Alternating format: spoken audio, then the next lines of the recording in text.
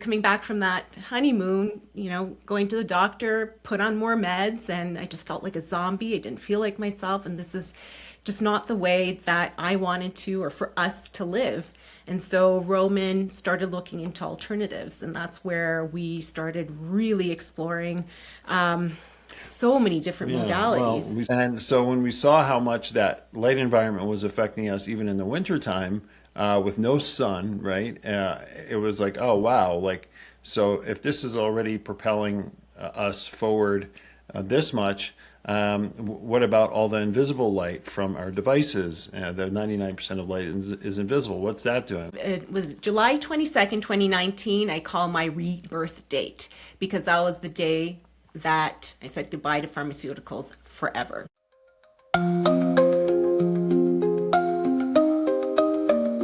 Wellness isn't black and white, so why should your choices be? On High Energy Life, we dig into nutrition, health, and science with an open mind, inspiring you to make choices that actually work for you. Our mantra?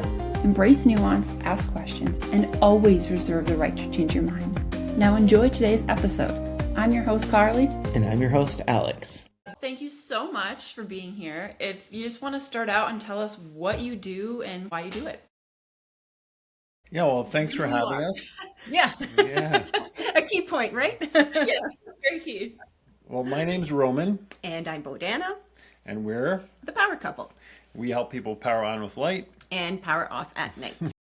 And yeah, we got into this whole subject of light because we've always been fascinated with health. But as they say, the mother of necessity or the mother of innovation is necessity. And, we've both had our own health challenges.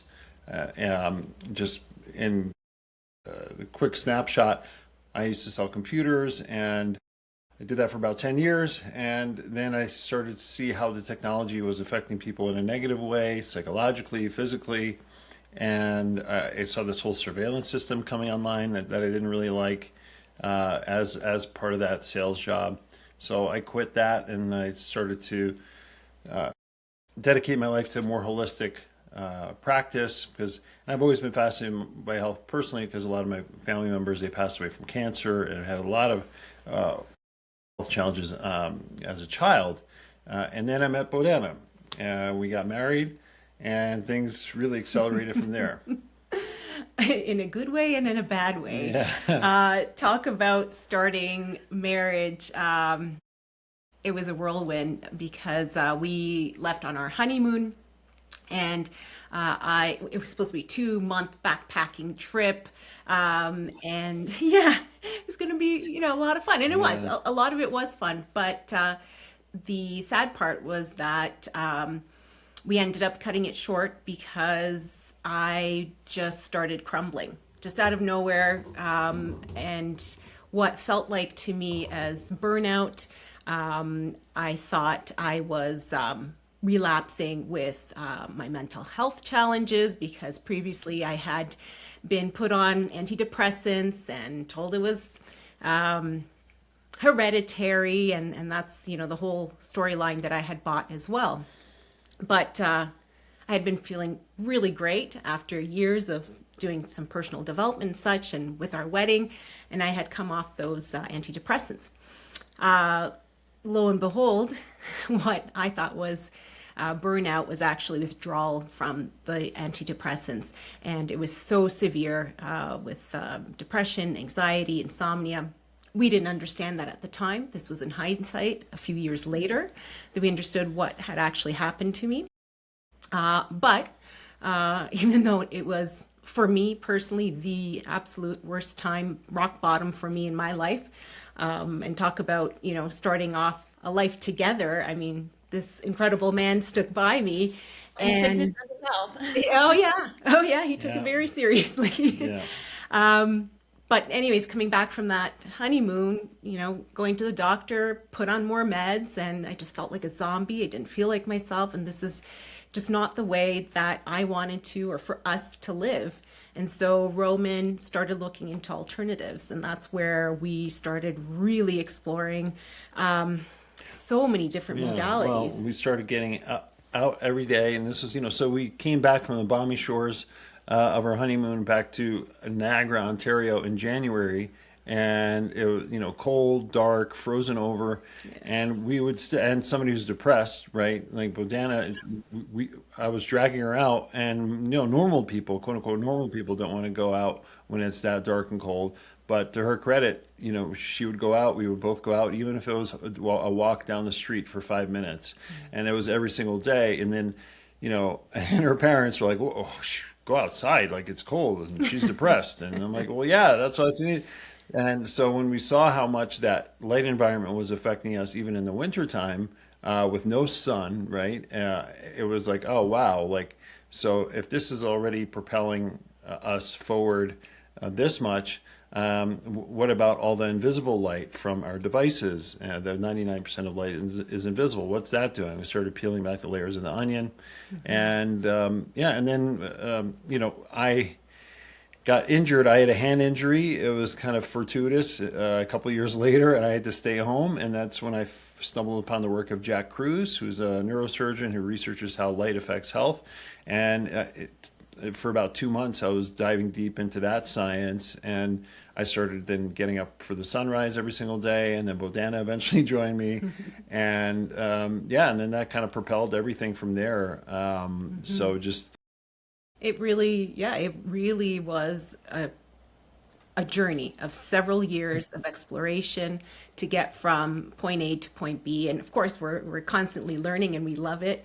But this was what, in January 2016, when, shit hit the fan.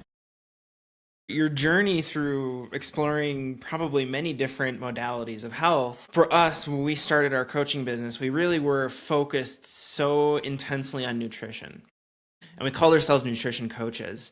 And since then, we've evolved into calling ourselves metabolic coaches. And while we do still focus largely on nutrition, there are a lot of different aspects. I mean, exercise obviously is one that everybody would recognize, but our light environment and our sleep environment and all these other areas of health that aren't only focused on nutrition are also really important. So my question is, what other aspects of health did you search and try and seek an answer to before you discovered the power of light that it seems like you focus so substantially on right now? Right. Well, I can say, I think, again, to Roman's point, it was maybe just not by chance, but that one of the first things that we were doing was getting out, because Roman had read, what was it that you had read that instigated this whole thing of like, let's get out. So, even though this became our focus later, it was one of the first things that we did do. But coupled with that is the nutrition aspect. Absolutely. We looked into the importance of organic, whole foods. And the Weston A. Price Foundation, have you ever heard of them? Yes, big fans. Oh, okay. Yeah. So I came upon them too, and started really appreciating the power of raw fats and things like this, raw food and healthy fats, I should say. And, that really encouraged us to also start fermenting foods, just from a stance of being prepared too for all kinds of disasters, or, we've always, as scouts, we have been, because since 8 years old, we were in Ukrainian scouts. And, so that taught us this, we'd be at camp for weeks and weeks outside at a sleepover camp. Really instilled in us the value of being self-reliant, self-resilient. And we've kind of taken that along with us too, appreciating not only being able to depend on food sources and be able to create your own sustenance, but also the ancestral nature of it all and the traditions that go along with food preparation, and respecting that whole process as something sacred, which, we learned how much we were lied to, because we were in college, right? Or at least I can speak for myself. I was in college drinking, doing stupid things, eating protein shakes and protein bars, trying to put on muscle and impress girls and stuff. But that was all silly, right? So I found out how many chemicals there were. And then actually I started watching InfoWars when I was like 30. I started listening to, and then he's, Alex Jones talking about the glyphosate, and I'm like, what? Like glyphosate? What's that? And so I have to give him credit too, as much as he goes all kinds of directions. But back then, that was my awakening, right? So, and then I found out how tainted the food supply was, and then it brought me full circle to really respecting where the food comes from, how it's prepared.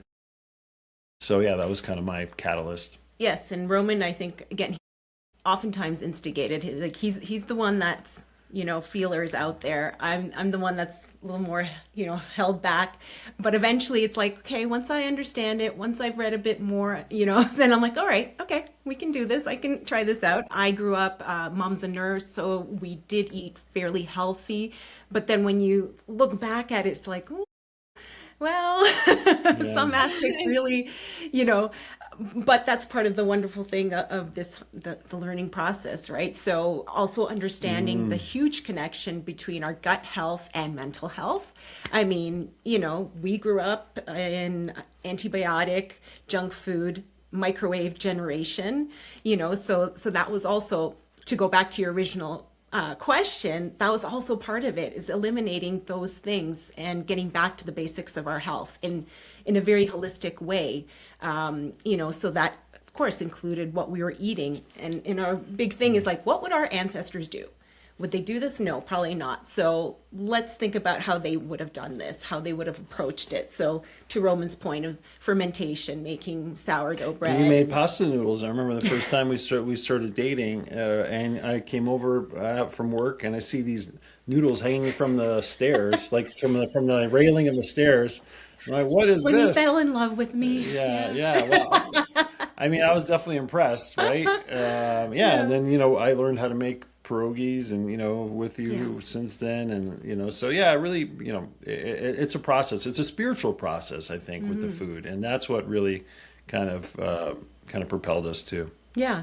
And so again, I think to just wrap up with answering your question too, so it was definitely food was part of it, nutrition, understanding it, respecting it, the sacredness of it. And then of course the movement outside as much as possible, reestablishing that relationship with the outdoors, with the sun, really understanding, again, how did our ancestors live? Well, they were up with the sun, going to bed with the sun oftentimes. Eating outside. Yeah. Like, it was, and today we're indoor culture. 90% of the time we're spending indoors. I love that you mentioned eating outside, because that even gets to, you can still eat foods that you love, but just the fact you eat them outside versus inside, people have a different blood sugar response. That's actually one of the hacks that I recommend for our clients, to actually get that outdoor time, because so many of us are so busy at work. It is so hard. And I'm not immune to that either. So I live by that rule every day. Yeah. When the weather's nice, I'm out there eating my meals. Absolutely. It even smells different too. Like if you take a glass of wine outside, you'll smell much more of a bouquet. Or if you take, even chips or whatever it is, right? That food, you're gonna smell a lot more because your senses are now activated. Yeah, and that's my theory, but you try it out for yourself. I love that he chose wine and chips as our example. Enough wine and cheese? Just one sip and 2 chips. That's it. There you go. So I think Carly has a lot of questions regarding EMFs, but before we get to those, before I let Carly take it away there, I'm just curious, Badana, if you don't mind me asking, where are you at in your health, and especially mental health journey? Have you been able to resolve lots of your issues? Are you still working through some pharmaceutical medications, or where are you at there? I love answering this question. I have, it was July 22nd, 2019, I call my rebirth date, because that was the day that I said goodbye to pharmaceuticals forever. And that was always the goal, as I had mentioned, right? It was so begrudgingly that I went back on those damn medications when I came back from the honeymoon, because I probably just deep down inside knew it wasn't good for me, but I followed the Western medical model, right? I grew up in that. So I celebrate it so much. And I'm so proud of that fact because, one, again, told after the fact what I was on, Paxil, which is one of the most difficult antidepressants to get off of. And the fact is, too, that I was put on it in the first place because I started experiencing depression from being on the contraceptive pill. So again, instead of looking at the root cause and saying, hey, maybe we need to eliminate that and save you decades of grief, it wasn't done. So, so part of this, though, too, I used to get headaches all the time. I still have, my health journals from these last decade and a half. And looking back, like I was popping Tylenol, Excedrin almost every 4 hours, sometimes, 2 of them. Again, didn't know that that there's this effect that happens when you have too much of it. You continue getting headaches. So there was several elements to this whole, big pharma element in my life. But when we started that journey together, changing the food, changing my light environment, getting outside, moving my body, and also fixing my sleep, which was an issue since childhood. I always had, thoughts going crazy at night, so it'd be hard for me to fall asleep. When I eventually did, I'd be dragging in the morning, so it was this vicious cycle. So I was able to correct that as well with cognitive behavioral therapy, no drugs, even though I had been put on sleeping pills too. So lots of cocktails in my history. The biggest thing I think was the mindset, right? Because you changed how you looked at things, and you just didn't want to be on these things. And I think that comes from somewhere deep inside that it can't be taught. It has to be learned from, it has to be a choice, right? And you chose to act upon that free will, I believe. Absolutely. Well, yeah, thank you for bringing that up, because it's true. That's part of our, especially North American culture. Pop the pill to feel better. And, that's what we're fed, the story we're fed. It's hard to work on yourself. It's hard to make those, decisions to eat better, or let's do something about my sleep instead of popping a pill, or let's do something about that trauma, that I had early in childhood. Not myself personally, but I'm talking in general, right? We're all about that instant gratification and turning a blind eye, and I don't want to deal with it.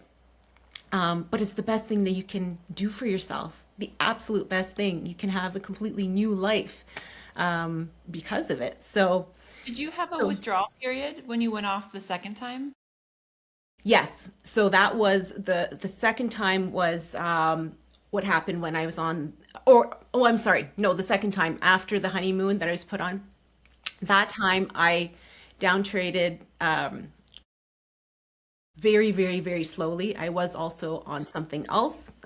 She had put me on lithium because, again, it's like all these labels. So you must be like manic depressive, bipolar, this, it bounces around. And I look back at it now and I just laugh. I'm like, that's ludicrous. Like, Well, again, hindsight's always 2020. oh, it certainly is. It certainly is. But it just, boggles my mind too that the Western medical model just looks at us as labels and doesn't look at root causes. And, that I'm like, yeah, I'm the one without a PhD or an MD, but I'm the one that healed myself in the end, So it's, but yeah, so knowing what I knew from what happened that first time, I took things very, very, very slowly to ensure that nothing happened like it did the time before, and celebrated. But there is, there can be permanent damage to your gut lining, things like, how your brain absorbs GABA and things like this, and you really have to work on it to reverse it, which you've been doing. But it's and some people, we have some clients too that are. There's one that I'm talking to right now. She's been on Seroquel and Paxil most of her life. She was never told anything different, and now it's almost impossible for her to get off. And she's losing weight. She doesn't even have energy to get outside. So now we're trying different remediation strategies. But it's a serious thing. So you're very blessed that you're able to get above water. I'm glad you're there for her. Yeah. Well, what can I say? Yeah. Yeah, that's one of the one of the many scary things with medications is there's so much that science doesn't even know about how our biology works anyways, and then you add in medications that in the grand scheme of things, most contexts are not tested for those medications. So those medications are doing things that we have no idea. And one of my favorite stories to illustrate this, and one of the positives of some possible side effects actually, is I have a friend who has to take a medication once a month to prevent his lungs from collapsing.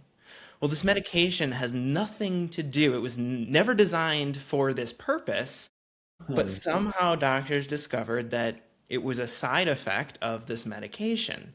So in this instance, okay, it's actually a benefit for him, but if we don't even know why it's functioning for him the way that it is, what are all the other side effects that may be negatives of what medications are doing? Yeah. So that's and it takes a very long time to heal, and especially the longer that you've been on a medication, it can take a long time to heal.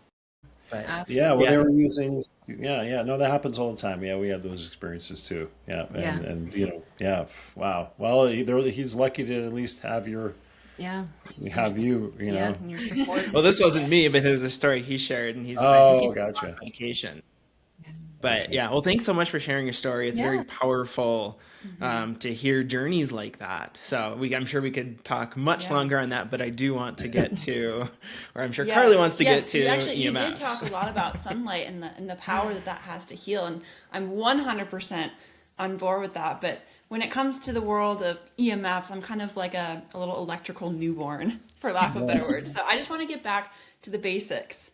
It was just a couple weeks ago, actually, that I learned that sunlight emits EMFs. Like, that was such a brand new concept to me. I'd always just heard, it was our cell phones or our devices. So that was kind of a big moment for me in exploring like what an EMF actually is. And so I discovered that it was this whole spectrum. And Alex, being the electrical engineer, was very helpful in explaining all this to me. But to me, it was very, very new and groundbreaking. So if you could just kind of explain what EMFs are, kind of the different kinds of EMFs that are out there, and how their different wavelengths affect our health, whether good or bad. Yeah, for sure. Well, first, thanks for the question. Thanks for having us, and also thanks to all your listeners who are trying to empower themselves with this often overwhelming kind of knowledge. And so I mean, basically, Isaac Newton, if you want to go back to the 1600s, he was researching, they say he was looking at gravity, but what he was after was what was called the ether. And the ether is really the electromagnetic force. It's something that if we didn't have electromagnetic force or EMF, gravity wouldn't exist, because the electromagnetic force or electromagnetic fields are followed by 36 zeros times stronger than gravity. They are the field that holds everything together. And that's what Isaac Newton was trying to search for. So EMFs bind everything together, right? They're this unseen kind of, you could say the quintessence, they used to call it, right? But but they tie everything together, everything from little pulses of light that bacteria emit, the most primal life forms, protozoa, up to gamma rays, cosmic rays, X-rays that Carlos Santana plays good. Black Magic Woman. That's her joke. It's an inside joke. Lyrics from a song. Yeah. Anyways, continue. So they run the gamut, and in the middle we have radio, radar, satellites, microwaves, TV, smart meters, cell phones, and that's something that's relatively new, right? That's in the last 150 years since we've had the telegraph, which is another form of EMF. So there's a lot of people that say EMR, EMF, but it basically is just a force of nature, really, if you want to. And some people, scientists used to call it the life force or elan vital, and that was a very abstract term, and it got shot down when the battery was being invented, because it wasn't a popular thing that it couldn't be proven that this force exists. They can prove that they could electrify, say, a frog, but so Yeah, anyway, battery's a physical thing. It's easy to touch and see versus EMFs are this invisible force. So that's what I'm kind of just mind blown about and just wanted to expand. exactly. And also you can think about your brain and your heart. When they sleep, or when you go to sleep, your brain emits an EMF from an alpha to theta, delta waves, just like the Earth. What's called a Schumann resonance, which is a frequency from 8 to 30 hertz. That's 8 to 30 times per second. And it's the heartbeat of the Earth. And because of that heartbeat, it allows lightning to strike. Lightning strikes the drum of the Earth, let's say, along with that frequency. And that gives the rhythm of all life, that 8 to 30 hertz. And believe it or not, the length of 8 hertz, 8 times per second, because there's a frequency, which is hertz, and then there's a wavelength, which is measured in meters. The wavelength of 8 hertz is 26,000 meters. Or sorry, maybe it's 26,000 feet. But it's the same wavelength, it's the same exact wavelength as the Schumann resonance. So that means 8 times per second, in 1 second, our brainwave, is the same circumference as the Earth, which is 26,000 miles. So in 1 second, our brain can encircle the Earth, our brain waves, and that has been proven, and that's after Hans Schumann, the German scientist. Yeah, so we resonate. So our electromagnetic field of our brain resonates with the electromagnetic field of the Earth, which is called the Schumann resonance, at 8 times per second. Our hearts also emit the average adult heart beats at around 1 hertz, or 1 beat per second. So if you've ever gone to the hospital or gotten an EEG or EKG, you'll know that our bodies are electrical and they emit this electromagnetic field.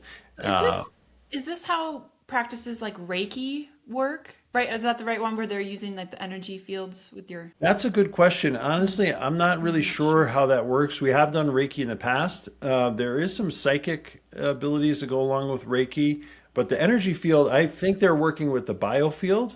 The biofield is like your aura, and that's kind of the HeartMath Institute has quantified the how far the field of your heart goes out, and they've said it goes out at least 8 feet. That's as far as they can measure it. It probably goes out forever. They just can't measure it or to infinity. They just can't measure infinity. But it's called the biofield. I think that's what Reiki masters are probably working with, or acupuncture meridians. But good question. And those are not EMFs that they're using, like the heart. Well, it's all EMF. So when you think about like your biofield, or how far it's a magnetic field, so it's a different form of EMF. So EMF is electromagnetic. So to break it down really easily for your listeners, you have electric fields, you have magnetic fields, and then you have radio frequency, which is something that's newer that our devices emit. It does happen in nature, but when people hear radio frequency, they think cell phones. So you have electric fields, magnetic fields, and then radio frequency, and then that can be broken down into more. It's the Reiki masters are definitely working with some kind of EMF of your body. It's more likely a magnetic field. So neat. Anyways, okay, so we're on our screen, and we can put this up on the video if you're watching on YouTube. So we have an image of the electromagnetic spectrum. And on it, right in the middle, it shows the visible spectrum. So there's red, orange, yellow, all the way to purple, the rainbow, basically. On the left, it says... the Pink Floyd prism moment. I don't know if you guys are familiar with that. Yeah. Great. I love that. On the left of this spectrum, it shows radio waves. And then towards the right, it shows X-rays and gamma rays. Along this whole spectrum, what is the difference between the radio waves, and then as you move into microwaves, infrared, the visible spectrum, UV, X-ray, gamma ray? What is different between all those sections of that spectrum? Well, yeah, that's a good question. There's many things I think that are different, but one way that they're different is that as you move from the left to the right, as you mentioned, how people are looking at this diagram, the wavelength it goes from very long to very short. Radio waves have a longer wavelength than, let's just say, microwaves. Microwaves have a shorter wavelength. So as frequency increases, the wavelength gets shorter, and as frequency becomes less prevalent, the wavelength gets longer. So that's one difference. But I would say too, one thing to consider too, like when you see the electromagnetic spectrum, those devices and things like the radio waves and the cell towers and radio towers, those are all artificial forms. So the sun, for instance, has other wavelengths paired with it. So let's just take an example with UV. People say, well, UV is bad for you. Well, UV in isolation, yeah, anything in isolation, right? If you eat too many chips, right, it's bad. But UV, when those experiments in the early 1900s, what they would do is they would shine a UV light through a quartz lens at high intensity at a mouse's eye, and that mouse would develop cancer. But that was never done in full spectrum sunlight. Most of the experiments on UV were never full spectrum. So why I say this is because the sun has longer wavelengths, shorter wavelengths, higher frequencies, lower frequencies, along with UV, right? So you get the green, the yellow, the red, the orange with the UV. So is visible light the only part of the spectrum that has multiple wavelengths included? Like, is ultraviolet like just one wavelength? Yeah. No, yeah, it's a really good question. No, the ultraviolet also has different wavelengths within it. So it has UVA, which is a longer wavelength, UVB, which is shorter, UVC, which is even shorter, which very little amount of UVC reaches the Earth. Then you have far UV, just like infrared, you have far, mid. But the sun is really a rainbow. It's really just a continuous, so it's not like just separate colors. It's just a continuous canvas of color. Yeah. And that's why I'd say too that the sun as an EMF versus what we would call now alien EMFs is just really the life-giving, health healing force, because it offers that full spectrum. Like Roman likes to say, you know, we're told to eat the colors of the rainbow. Well, we're meant to also have that color of the rainbow diet when it comes to light. And so that's Eat the why. rainbow, taste the rainbow. What's that? Not Sorry? that I like Skittles, but Yeah. Yeah. Different type of rainbow. So that's, you know, an important way of looking at it, because I mean, you know, look at everything that grows around us. It's growing because it's exposed to light, including ourselves. I mean, how many diseases, the diseases of darkness, they would call them, right? Rickets and such, where it was because of lack of exposure to the sun, which a lot of it came around with the invention of the light bulb and the Industrial Revolution, where we are going from, you know, living outside to now having terrible working conditions, 12, 14, 16, 18 hours a day, you know, and the proof was in the pudding. So that was the healthy EMFs that we can take on every single day come from that sun. Of course, you have to have a healthy relationship with the sun. You can't be out there baking 24/7. Everything in moderation. But it's absolutely critical to our health. I mean, we have a before and after picture of when we were leaving on our honeymoon. Both of us looked like vampires, you know, just pasty white, dark circles.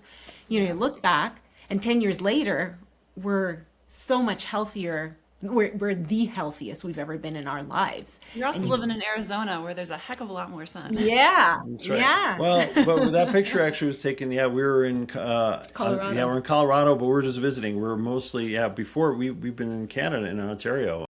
Yeah. But, so all the more, yeah. all the more of a challenge to get out Yeah. and get that good sun for ourselves. But it's doable. It's totally Yeah, doable. as a side note, you bring up the concept of most people think of UV as very dangerous, UV light from the sun. And just kind of a side note, the UV light is actually extremely powerful and beneficial in many instances. And of course, you don't want to burn. That's when it becomes dangerous. But even just a couple of examples of what UV light does, either viewing it without viewing it through a window, so actually being outside, and or that UV light actually hitting your skin, that is what instigates the production of vitamin D in your body. That's what instigates the melanin production, so that it prevents you That from burning in tan. the future. It actually instigates hormone production, especially sex hormone production. And so there's been research in that if you can even get 5 to 10 minutes of midday sun without burning, that your level of sex drive actually drastically increases because of the production and the regulation of testosterone and estrogen. And so the fact that most of us are hiding from UV rays, whether that's being indoors or putting on sunscreen, is preventing all of these really beneficial processes from happening in our bodies. So just a fun side note. But question on, you mentioned the alien EMFs versus natural EMFs. Yeah, I love So- how you put that, by the way. In general, the way that I think about health things in general is if something was in existence for a very long time and we evolved in concert with that, our bodies have had time to adapt, and we know our bodies know how to deal with whatever we may come into contact with in a healthy way, versus in the case of EMFs, alien EMFs, they're a brand new phenomenon in the grand scheme of evolution. And so it may affect us in different ways. But just because they're alien, again, back to the medication idea of this medication was benefiting my friend in a way that science doesn't know why. So when I think about EMFs and alien EMFs, it's not necessarily inherently damaging to us. So ultimately, my question is, what specifically about these alien EMFs, about these new frequencies, what is it specifically that may be damaging to us? And then alongside that, are there alien EMFs that are either just completely agnostic to our health or maybe possibly beneficial to our health? Yeah, no, and it's a good insight. I think it's very individual, but the what we've come across in our research is your body really needs rest to recover and be able to deal with stress. The problem is, all the government and industry safety studies on cellular communications and other EMF electronic communications were all based on acute exposure. So they didn't take chronic persistent exposure into account. So basically they said they measured a plastic dummy for 6 minutes. They put a cell phone next to a plastic dummy. They said it takes 6 minutes for that dummy's head to heat up. And so that's your threshold. They didn't take into account any of the non-thermal effects, so non-heat based biological effects. So back in the 70s, even the U.S. Navy cited the Naval Medical Research Institute. They piggybacked off of what the Soviets were doing, and they showed up to 2,000 different studies of deleterious biological effects, from cancer to diabetes to heart disease. So let's just, if we go back in time, so Marconi, he's the one that came up with radio. Once he started experimenting with radio, and again, a lot of us are exposed to radio now, but he got about 9 heart attacks right after he started experimenting with it. He became suicidal. His total personality changed. And then he had a 10th heart attack, finally killed him. Then he had Edison and Alexander Graham Bell. They both developed diabetes after once they started experimenting with electricity. Tesla was a different phenomenon. So there's lots of effects, especially on birds who vibrate or electrical beings, butterflies. So the issue is, I would agree with you that we are resilient to stress and we can take a certain amount, and our bodies are designed to adapt. Especially there's some research with the water molecule and how it adapts to stress over time, but that we need that cessation, and we're just not getting it in our environment. We're getting more satellites, more cell towers, right? Now they want to put mirrors up in the sky to shine sunlight on us all the time, right? So there's not that cessation, and that's yeah. So I think we just need that. We need that rest. So that's what I would say, and the support from things like nutrition as well. But to also, again, going back to how our ancestors lived and what you mentioned earlier about our natural frequency being in line with the Schumann frequency. So this is how they lived. There was nothing else beyond it. And then we introduced this stuff. Wi-Fi is how much more? It's 2.5 billion hertz. 2.5 billion hertz versus we're 8 to 30 hertz. Yeah, it just it just depends too. So if you're because we have clients who are women tend to be more sensitive because they're more hormonally sensitive, elderly and children. Elderly have less reserves, vital reserves on their nervous system. It's more taxed more quickly. Children have thinner skulls, developing bodies. So it really depends. Depends on your environment. It also depends how much sun exposure you're getting. It depends where you are on the latitude of the Earth, how strong the magnetic field, the natural magnetic field is where you're living. There's tons of factors. But yeah, it's a great question. Jack Kruse, when we interviewed him a couple years ago, and his theory is that that's why people are becoming obese, because that's their protection against these electromagnetic fields. Just like a star gets bigger when it's dying, people are getting bigger now because they're losing energy, and that's our way to adapt. So, but again, it affects everyone differently, and some people, if you've had a bunch of chest x-rays done to you, and then let's say you don't have a great diet or you don't have a lot of B12, which regenerates your nervous system, you're going to be zinging. And then in our experience, once people become electrosensitive, or if they have headaches or migraines or say their blood sugar is high, there's nothing they can do. They really have to take a lot of remediation steps to get back to normal. And a lot of this stuff is silent.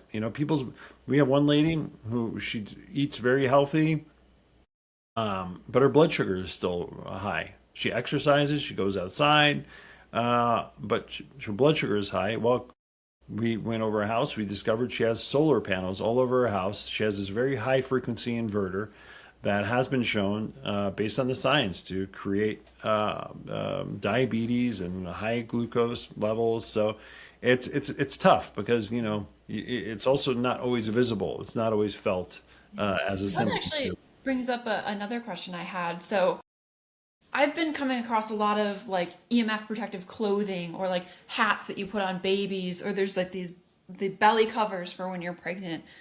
What are your thoughts on those? Are they effective? Is it worth it? Are they dangerous? Like, is it just going to reflect those back onto somebody else twofold? Yeah, no, it's a great question. And again, it's great awareness that you have. But I would say, less is always more, right? If you can reduce something, you're better off, for instance, having shutting the Wi-Fi off at night or not having a cell phone when pregnant versus having that material, because we have to remember that those materials, they're electrically conductive surfaces. So anything that has silver in there or any kind of metal, you could be attracting more of a field, especially if you live in an area that is populated. Geez, you turn on your Wi-Fi and there's like 35 other Wi-Fi networks that pop up. Yeah, so I know. your own. Yeah, it's hard to avoid, but that's why we actually like shutting off the power to our bedroom at night, because that really cuts down on all the other electromagnetic fields. The Wi-Fi, we're hardwired, so we don't have that. But you got to, the shielding is something that is really on a case-by-case basis. I would argue some people have had good effects when they say you have a cell tower, like right across, in line of sight, and you want to put some paint on that wall that will help reflect it.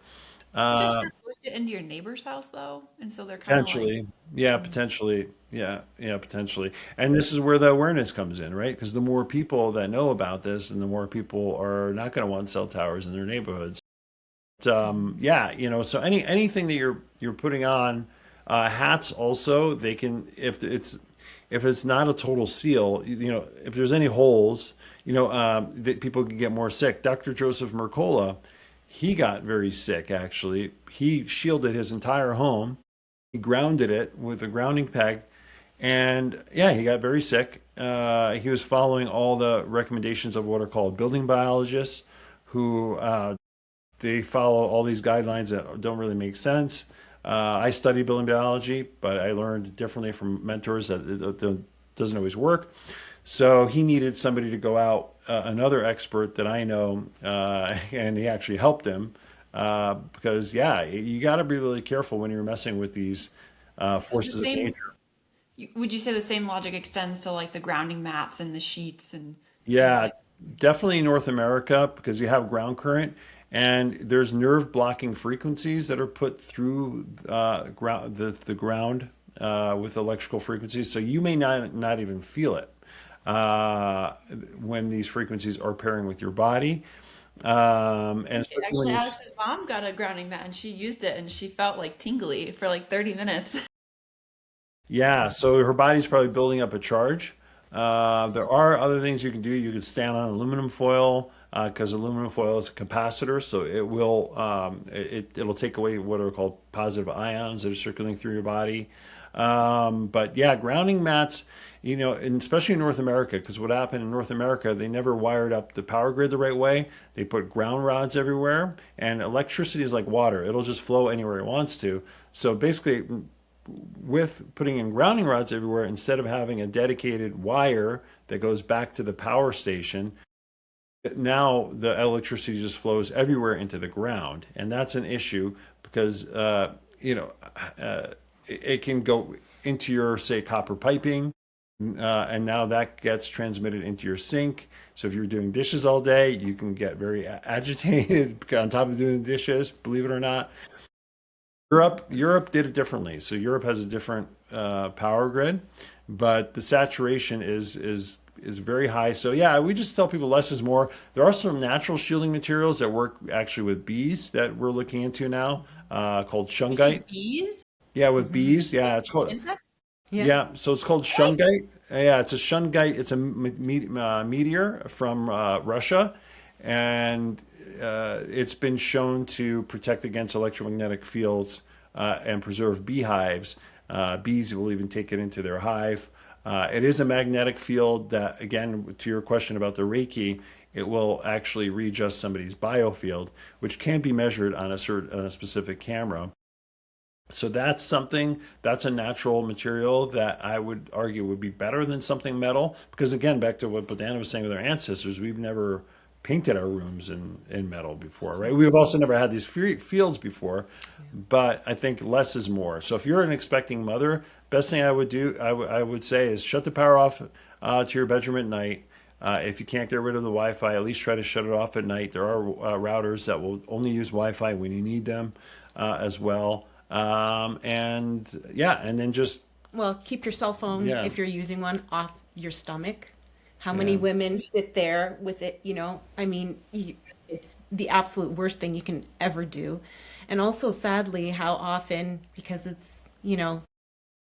So would you say even if it's on airplane mode, like does that provide any safety or is that just kind of a well, It helps. yeah, I think it helps airplane mode. The thing is with airplane mode, it's crazy too. There's spyware being installed, so your phone could look like it's on airplane mode while not being on airplane mode. That's one thing.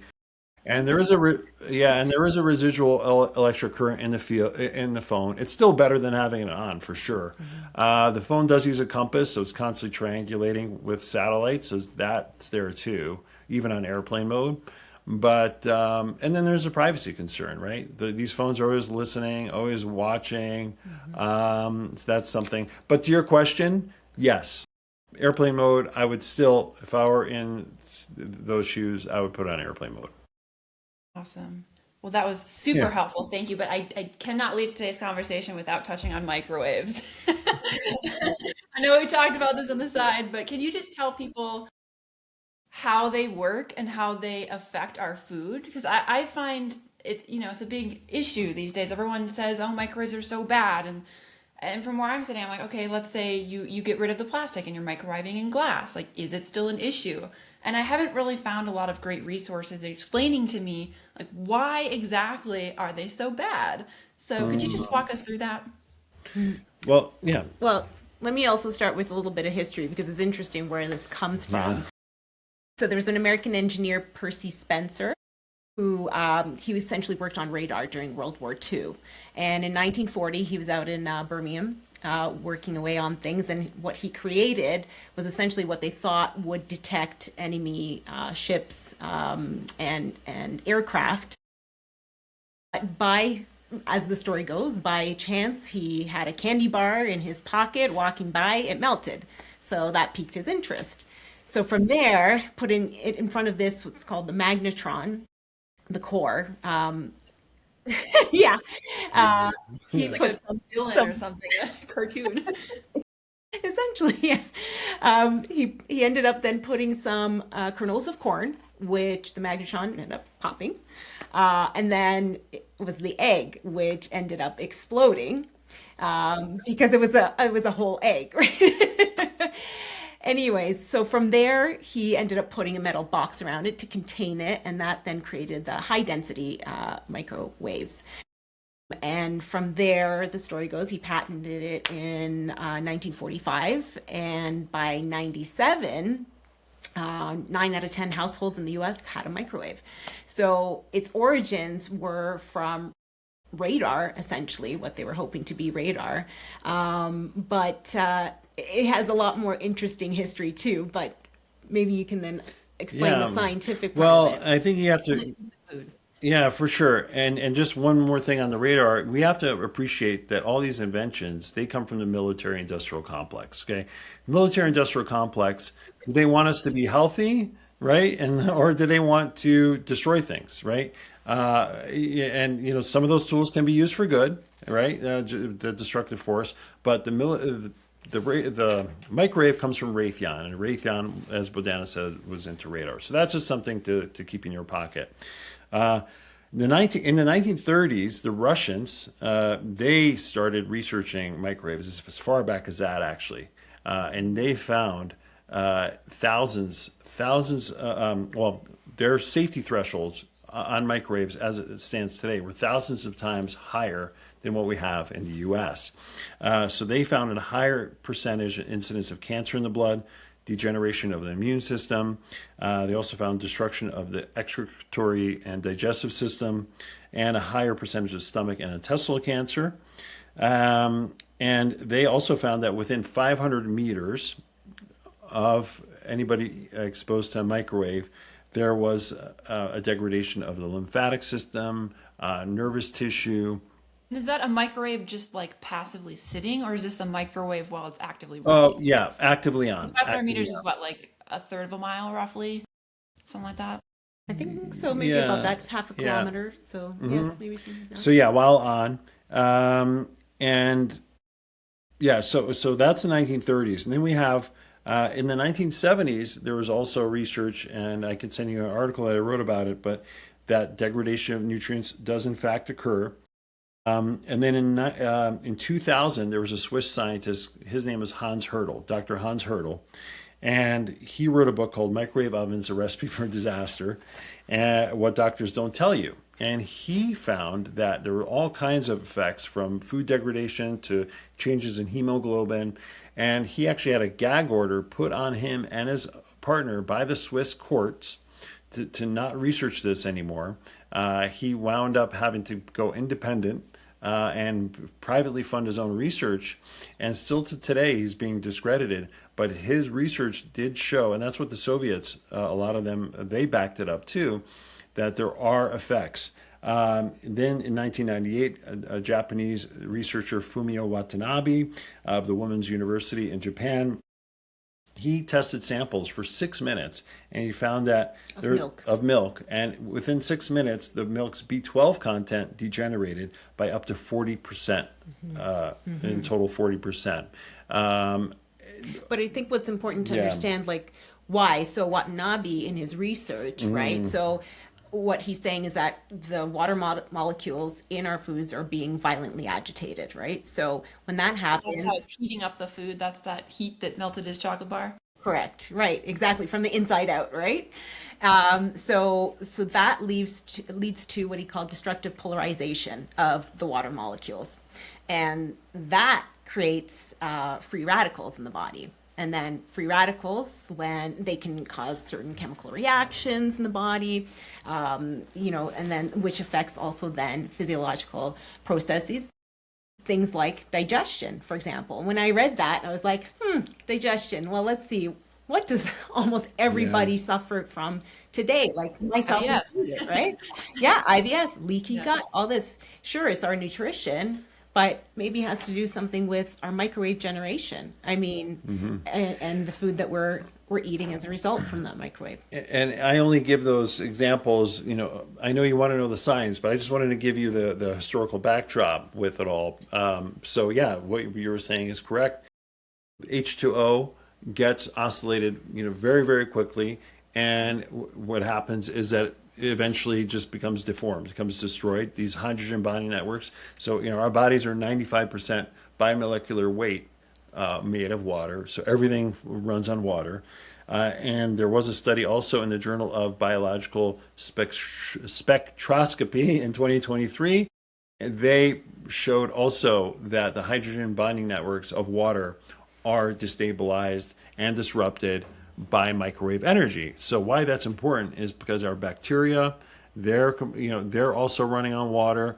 And when we're eating this food, the bacteria absorb this microwave energy as invisible light, and then they put out this light into our bodies as we're eating the food. And again, if you want to dig into that science, you can check out our article. But yeah, basically that's what's happening. It's just, if you put a pot of water over a campfire, it's going to oscillate that water very quickly, right? That's how heat is energizing it, but it's not destroying the hydrogen bonding networks, and that's really the crux of the issue. So, I recently went, yeah, It's completely ripping the H2O apart. Now you have your H and your O. yes, exactly. Okay, so it's not just like a car that's been totaled, like it's still a car, it's just all crippled and crunched. It's like something completely separate now. It's an airplane or something else. Yeah, exactly, and that's what most people don't talk about. So I just did a quick search on YouTube, how do microwaves destroy nutrients, and a very popular video came up, over 8 million followers, and the lady she referenced how vitamin C was preserved. The Chinese study was saying how vitamin C was preserved while microwaving. Well, it's also an antioxidant. So if it's generating free radicals, is that why? Wow, yeah, I didn't think of that. And that was the only thing she mentioned, just the vitamin C, but nothing else, right? And if you want to go down that molecular rabbit hole, which is where the action is really happening, I think you have to look at water. And I would argue that since water is the basis of life, we have to just take that, with a grain of salt, right, when we're looking at it. So, And I think too, from what we've seen as well on the pro side, including Harvard Health Publishing, they're saying like, wow, microwaves are a great feat of engineering, and because you want to look for how you want to cook the food the least amount of time, the least amount of liquid, and It's microwaves. easy. You don't have to do as many dishes. Right, exactly, and it preserves the nutrients. It may preserve some nutrients, let's just say, even versus some other cooking methods, apparently has been proven. But the deeper question is what you're ingesting into your body, along with those nutrients that have been preserved, is what's in question, right? And what it's actually doing to you and your body and your processes. That whole domino effect, right? So it's very kind of surface level to look at it, just like, well, yeah, well, yeah, I mean, there's also the fact that they leak too. So even the New York Times reported that they leak, and so if microwave energy is leaking, forget about even the food, it's cooking you too, right? And a lot of these soldiers in the Navy, some of them, there's accounts of back in the 40s when radar was invented and they wanted to not have children, some of them, they said, all right, yeah, just go stand in front of that radar, right? Because they would just zap themselves, right? And so this is something that's a real issue. So if you're exposing yourself constantly, it's just something that we kind of, there's also the spiritual aspect, right? That enjoying your food, preparing it, taking the time to really understand, how these slower cooking methods work. That's something that the microwave kind of robs us of as well. I would argue that it doesn't preserve nutrients. If anything, it preserves the vitamin C, like you were just saying. That's a nutrient preservative. But so there's a lot of things to consider. It's a great question. I'm still trying to wrap my head around the whole water destruction thing, because hydrogen and oxygen are still recognizable compounds to our bodies. So how is this process of the microwaves ripping apart the water molecules problematic? Like, I'm still trying to work through that. Yeah, so we have H2O, right? So you have 2 hydrogen, 1 oxygen. Hydrogen is an electron donor. So what'll happen is if you have any inflammatory processes in your body, you get that hydrogen, and now you're able to then use it for immune system or digestion or anything like that. If you just have HO, that's something that it's not be able to use by your body the same way. So more free radicals are created. So these things that are an excess. Hydrogen peroxide? Or is that something else? No, that's something else. Yeah. So, and there's been studies. No, that's right. Me neither. But there's been studies on what's called structured water, which is what's called the 4th phase of water, which our bodies use water as a plasma to really regenerate. Dr. Gerald Pollack has done studies on that. But basically, the water molecule needs to, I guess, you can look at it as it's quenching the thirst of all these different processes that are happening. When you strip it away and it becomes HO, it's no longer water. And now we're left with a dearth, like we're left with a drought in our bodies, I guess you could say, because like all these things, they run on water, from our brains, the bacteria that are in the food. Everything is water. Water is what keeps everything together. You can look at it also, if you want to look at it as a solid, what are called these platonic solids. It's a crystalline structure. So it's I believe it's dodecahedron or something like that. But it's a crystalline structure. So when that crystal is shattered, right, when it's no longer H2O, now you don't have that uniform compound in your body to work with your other processes. So I'll have to send you some diagrams. Maybe that would work. Yeah. You can link them to the episode. So your food is not radioactive. It's more the water's being destroyed, which might influence how your body's absorbing those nutrients in that food. So that's why it's not. Yeah, exactly. Well, think about DNA, right? Even DNA requires water, as it has a crystalline backbone, and all of these. It's called. It's backbone. Its carbon backbone is still running on water and is protected by this. So when the water is no longer structured, the DNA itself can be unzipped, unwrapped, destroyed, and now everything, all these amino acids and proteins that are the building blocks of life, are also being destroyed. So you're really just absorbing something that's not food anymore. It's not a nutrient. It's something that's just a calorie, right? Empty calorie, I would say. So now that we've lost all of our listeners through all this, how intensely do you avoid microwave food? So do you have a microwave at home? Will you go in a house that has one, even if it's unplugged? No, we got rid of it. We got rid of it. People. that are that, intense Yeah. about it. Like, they will not even walk in a house if it has a microwave, even if it's unplugged. Wow. No, I'm not. Yeah, we're not that. I mean, if somebody puts a microwave on, I'll usually go outside because the radio waves just go everywhere. But yeah, You I had mean, mentioned earlier that the microwaves go out up to 500 meters. So by stepping outside, I mean that's not super far, but is it still just like it's better than being right next to it? yeah, So it's like better being maybe right steps next to it because further? there's something called the inverse square law. So, with each unit of distance, the unit of energy decreases by half. So, yeah, so. Essentially, the further away you are, Yeah, the further away, yeah, the the less further you're away, yeah. exposed to it. But I mean, yeah, we got rid of our microwave like 8 years ago.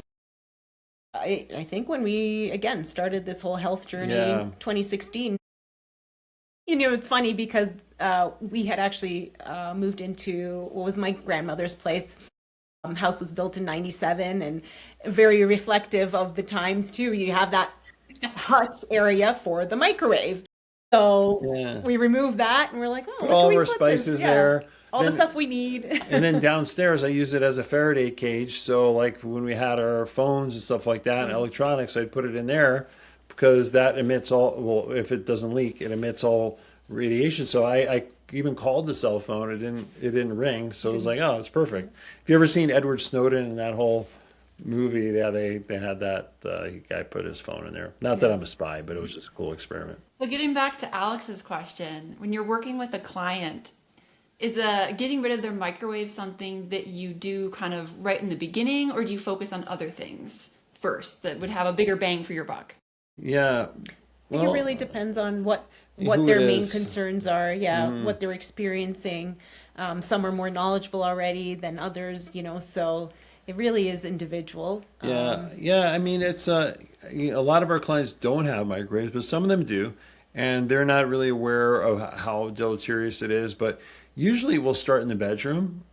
So, like for instance, if the microwave is against the same bedroom wall, or or if the refrigerator is there, we'll try to really pare back those appliances that are doing more harm than good, that are maybe smart appliances in the kitchen, because people spend most of the time either in the kitchen or in the bedroom, right, or in the living room. So but first we start with the bedroom, and we try to create what's called a sleep sanctuary, which is devoid of any electronics that may be causing distractions or maybe radiating, while you don't know it.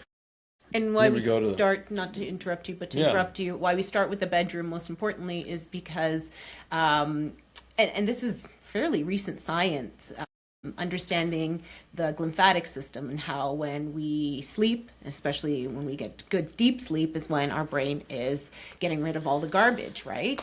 So again, a phenomenon of our modern day 24/7 light exposure, indoor culture, this plays a big part in impacting our sleep, watching the TVs or being on the devices until late at night. That's why we focus on that bedroom to begin with, because majority of us get very poor sleep. Even some people, oh, I sleep great. Probably not really, So to get that very important system working properly at night to flush out so many of those toxins that build up, we need to create a very, healthy environment for that sleep. So that's why we start there. Yeah, and sometimes it's not just people having TVs in their bedroom. It's they have this little beeping thing or this little light. Oh, I just use that because I need to see this, or I use this warming blanket, like a heating pad that's plugged in all night and that's radiating my lower back, which doesn't seem to heal. Oh, I guess why. But yeah, so there's little things that it all comes down to those little details sometimes. So And yeah, it's so hard to wrap your head around it sometimes. Like you said, even the heating pad, like I would never have associated that with, an EMF exposure. yeah, Right. and it's because of the dirty electricity that's in the wall, and that's another topic we can talk about later. But yeah, that's something that is something that's because of our power grid. It's too powerful for our bodies, and we can't deal with it. And to the point about, the little things and not realizing, we had a student for one of our courses who's also electrical engineer, retired. But, he was skeptical at first. He was like, yeah, I don't know about this. And it was a moment where we said, okay, now I want you to do kind of a scan of your house to see how many appliances or this or that you might have that emit EMFs. And he came back and he's like, 32 at least that are just on the Bluetooth. And he was just like, Did he think it was going to be like 5 or something? yeah, right? So you start, going around. Yeah, and "Oh that's my a good goodness," question. That's a good right? point too, because there's also the psychological benefit, right? You don't have all these notifications. The tranquility that you have is so nice. Like, I was talking to a friend of mine. He hasn't had a cell phone in 20 years, right? And he can't imagine his life any other. It's just his life. It's just so tranquil for him, and there's that benefit too, that you don't need to miss out. That you can miss out on things, right? Don't have to be plugged in every right. which way. Yeah. Yeah. It's so interesting that you bring up that you had working with an electrical engineer, and I find oftentimes that the more sciencey, the more somebody is their career is in the heavy STEM field.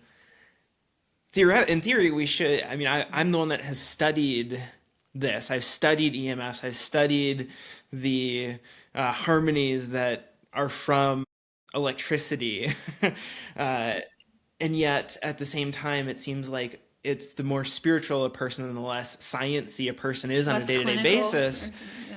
the more they believe that there are these energies that are affecting us. So it's a strange evolution more of respect for like Eastern, Yeah. but so along those lines, as we're wrapping up here, a couple questions I have. So first, in the field of nutrition, the thing that has shocked me the most since we started coaching is how little people think about and consider the fact that the nutrients they put in their bodies has a drastic effect on their health outcomes and how they're feeling on a day-to-day basis. It seems like the most obvious thing to me, what you put in your body, the food that you put in, the nutrients you put in, is one of the Affect most what you get powerful out of it. things about how you're going to feel on a day-to-day basis. And people don't think about that.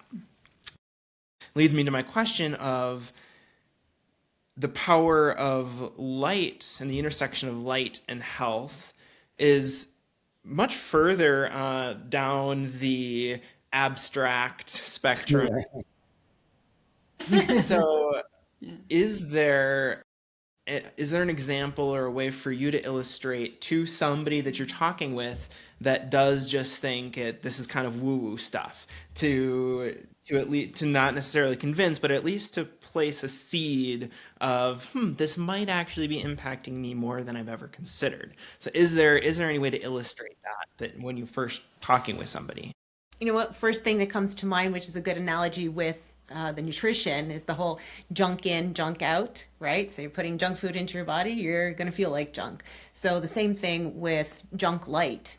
So if we're exposing ourselves to good, healthy light, which is essentially coming from the sun, then we're going to be healthy, we're going to feel good. How do we feel when we're indoors all the time under, intense, crazy light? Let's say this to that person. Okay, I want you, when you go to bed tonight, I want you to put all the lights on. Okay, and sleep. Tell me how you sleep. No, seriously, and actually be on your phone all the time too. Well, I never do that. That's just, well, okay. Well, then I guess light is affecting you then. Well, and then do this. Tell me, go camping. How did you feel when you went camping? And maybe you checked your phone here and there, right? How did you feel? Oh, I hated it. I was so unhealthy after that, right? Like, you'll never hear that, right? Some the bugs, I guess. Yeah. So I think that, and I know that's a kind of hyperbole, but that's how you got to talk to people sometimes, right? Because they just don't think we take this all for granted.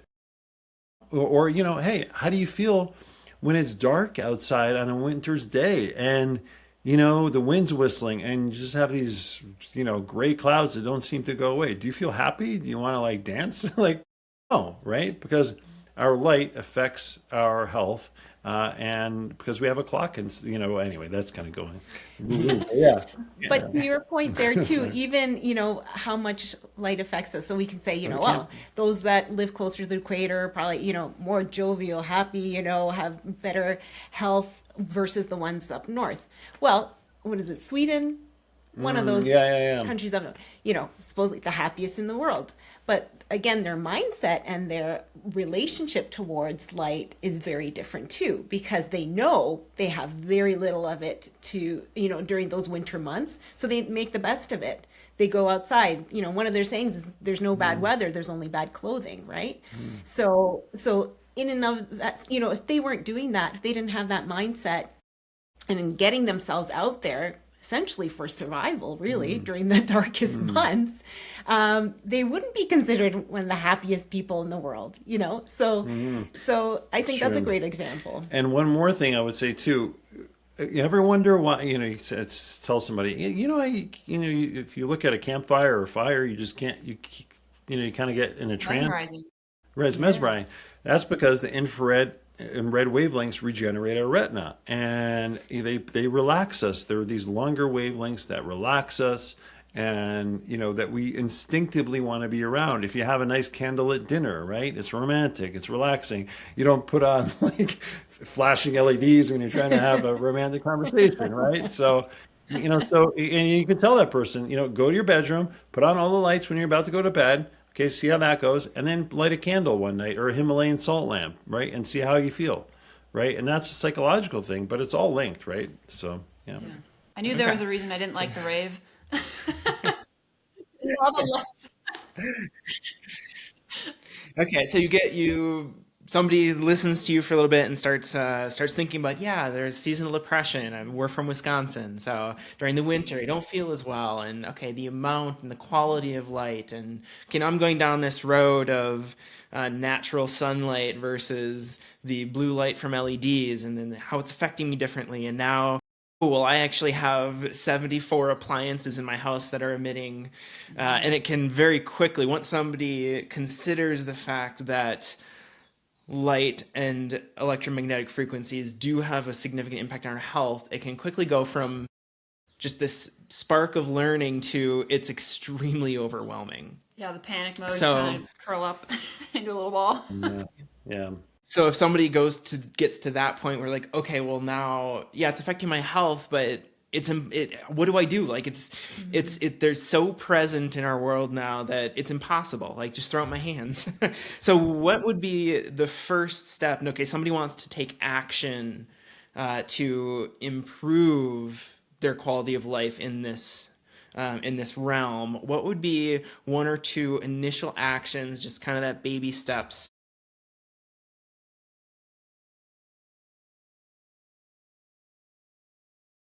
Yeah. Oh, great question. Yeah. Well, one I'd like to say, and which has played in to a lot of my healing, is awareness of how we feel physically and mentally.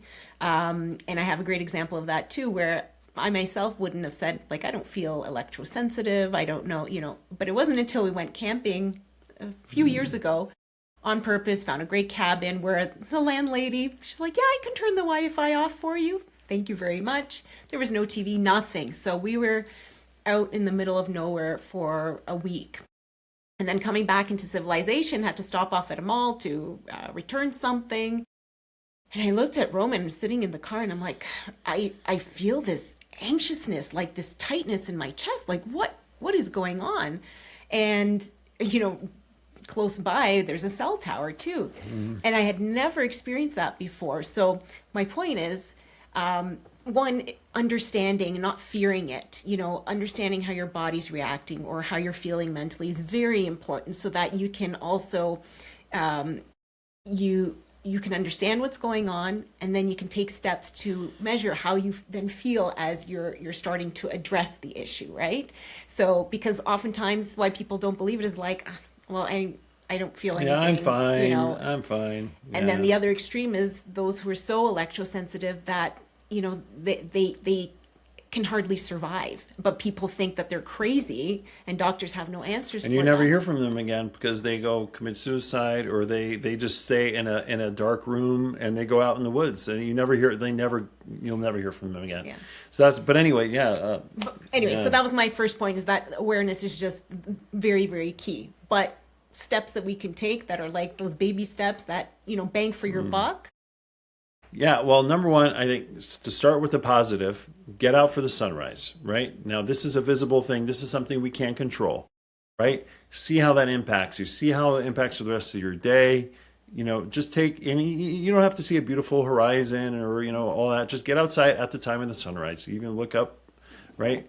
And this is something that's going to literally charge your body, right? Through your eyes. In about 15 minutes.